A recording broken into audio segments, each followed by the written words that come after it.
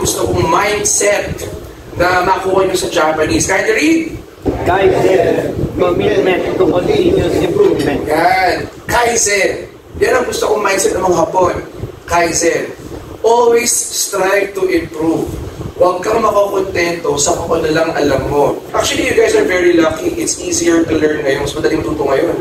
Pumunta ka lang sa Instagram, sa Facebook, marami ka na matututunan eh. Diba? So kung tamad ka magbasa, tumingin ka sa Reels, I mean, okay naman yung mga TikTok videos na. Yan, diba? Pero may mga TikTok Reels naman na ano eh. Yung mga TikTok Reels naman na educational, diba? Sa Instagram, ganun din, diba? Sa Japan, sobrang advanced ang technology, sobrang advanced ang mga bagay-bagay.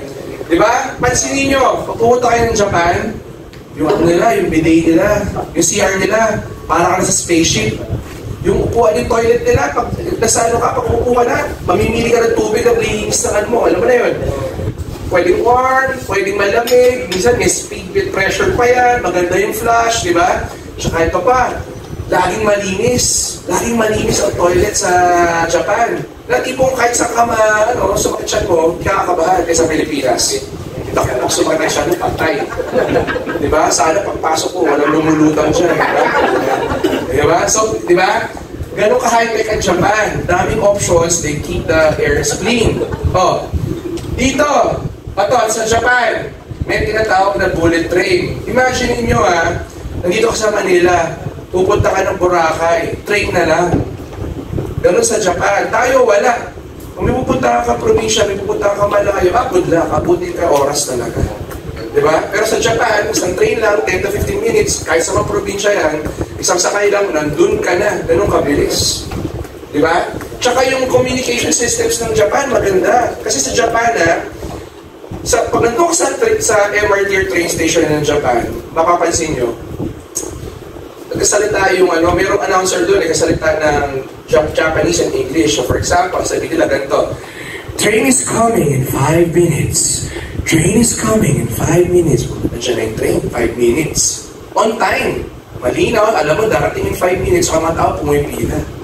Kaya sa Pilipinas ang train natin.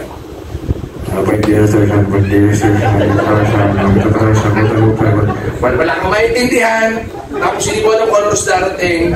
Pagkakay, baka hindi ka pa makasakay. Kasi tapos malit sa'yo, natulak ka palabas. Ganun sa Pilipinas. Sobrang favorite ko itong quote na ito. Lalo rin, may nakalagay na year. Kasi ganito, good news for you. The more you learn new skills, the more ka magiging in demand, the more kang magiging successful kasi mas marami kang kayang gawin. Ito sabihin ko sa inyo yung quote na yan, natulungan ako niyan. Hindi ako share ko lang yung personal story ko Sabi ko, paano ba ako pwede kumita ng mas marami pa? Kasi nung 20s ko, medyo mahina ang kita sa trabaho ko.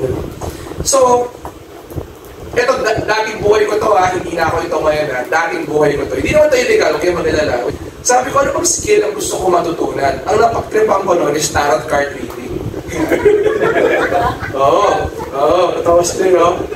Ba't ka natawa? Wala sa itsura ko ba? O bakit naman? Marami na nagulat kasi ito, nag-tarot card reading ako, nag-aral pa ako, nag-invest ako. Kasi gusto ko matuto Nag-workshop ako, nag-aral talaga ako. Umutid pa ako ng mga psychological seminars, di ba? Ganun ka-hardcore. To cut the long story short, I've learned about people's behavior, kung ano yung gusto nilang madinig. Sa mga tanong nila, di ba? Budol talaga Tapos saluto ako magbasa ng tarot card. Kasi nag-aral na ako nag-invest ako ang laki na kinikita ko noon. Nung panahon na yun, ang kinikita ko na dati, 1.5 sa oras. Tapos pare-pareho lang naman sinasagot ko sa mga tanong nila. Client ko kasi noon, na clientele ko. Napansin ko, target market ko is matrona Mga matrona. Yung mga matrona, pare-pareho lang tanong yan. Kahit sino pa yan, pare-pareho ang tanong yan.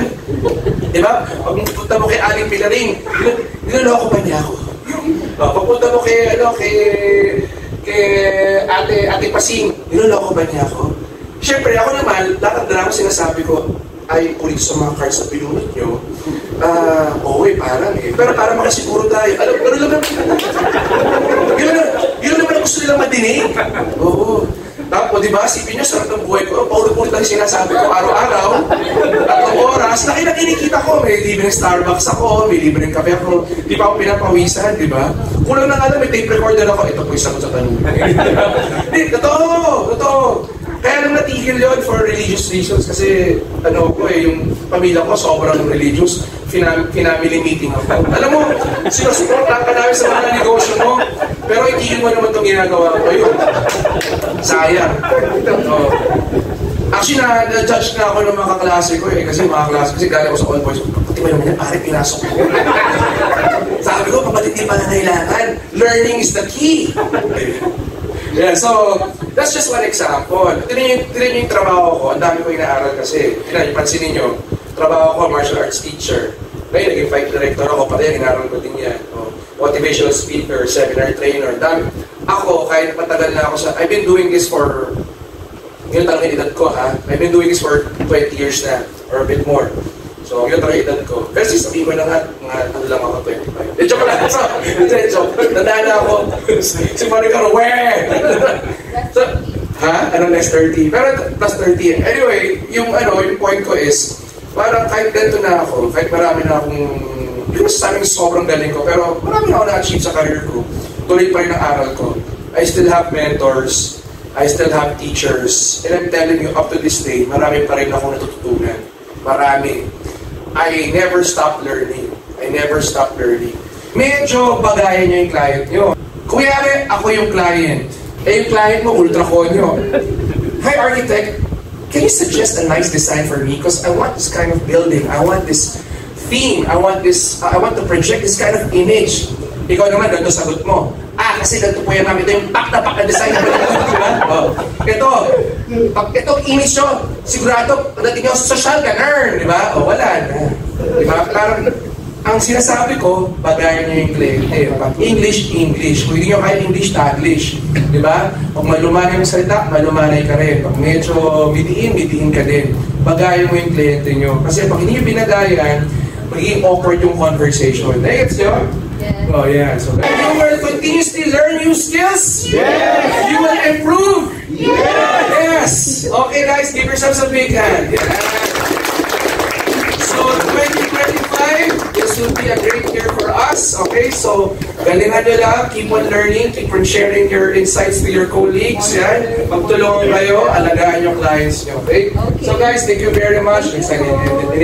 So, thank you very much, guys. My name is Coach Jeric. Salamat sa pag-attend ng aking talk this morning. Thank you very much. Thank you.